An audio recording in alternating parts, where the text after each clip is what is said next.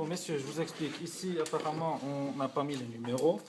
C'est peut-être voulu. Je ne sais pas si M. Boudou a fait en sorte que voilà, vous devez plus vous deviner quelles sont les bornes, etc.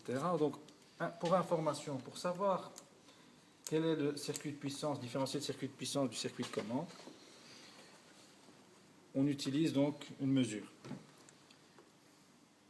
À votre avis, quel élément différencie le circuit de puissance du circuit de commande sur un relais? Dans un relais. Dans le circuit de commande, qu'est-ce que vous avez comme élément? L'interrupteur. Une bobine. À l'intérieur. Une bobine. Voilà, une bobine. C'est un bobinage. Et un bobinage présente toujours une résistance. Okay? Dans le circuit de puissance, est-ce qu'on a une bobine? Non. Donc, logiquement, on ne devrait pas avoir de résistance. Ça va? Donc, ce qu'on va faire, on va contrôler. Je viens, je contrôle ici. Je fais ça. Voilà. Est-ce que j'ai quelque chose? Non. Rien. On est en limite. Ça va? Je change de borne. Là. La résistance. Non, c'est léger. Ouais, À savoir qu'il nous faut 80 ohms de résistance, plus ou moins. Hein. Ça va? Ici? Rien du tout. Rien du tout. Là? Rien du tout. Ok? Donc on a bien fait le test, ça veut dire que comme ça, il n'y a rien. On va faire comme ça. Là, il a une résistance. Ah! Là, on a quelque chose. 87. 87,7 ohms.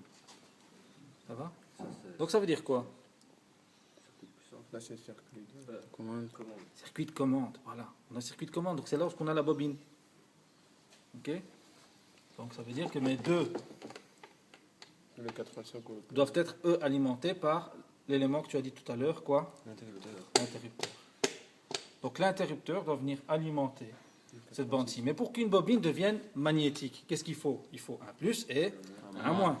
Okay? Ben, ce qu'on peut déjà faire, c'est déjà amener Le plus et le moins. le plus et le moins dessus. Enfin, le plus, non. Enfin, le plus, il passe par l'interrupteur, donc on va plus amener le moins. Ça va? Donc on amène le moins. Si vous voyez bien ici, vous avez trois couleurs. Hein? Ça va? Distinguez bien. Vous avez le noir, le vert et le rouge. Noir, c'est la masse. Le vert, c'est la terre. Ouais, et le rouge, c'est le positif. Donc voilà, le noir, je le mets à la masse. Et cette masse, elle va vers Le circuit. Donc je sais qu'il a déjà une masse. Maintenant, ce qu'il lui faut, c'est un positif. Et le positif va passer par où? Donc déjà, je l'amène sur ma borne ici. Donc là. Je le mets là. De là, on l'amène. Et puis de là, je l'amène où? L'interrupteur.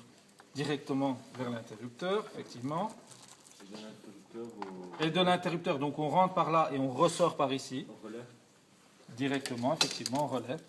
Donc là, on va alimenter notre bobine. Donc logiquement, si je mets l'alimentation, vous ne touchez jamais à la tension, vous la gardez toujours à 12 volts. Hein, ça va? En faisant ça, j'entends mon relais fonctionner. Ça va? Pour en être sûr, ce que je peux faire, c'est carrément enlever et je fais ça. On entend, hein? Ça va? Donc ça veut dire qu'il fonctionne. Ça fait quand?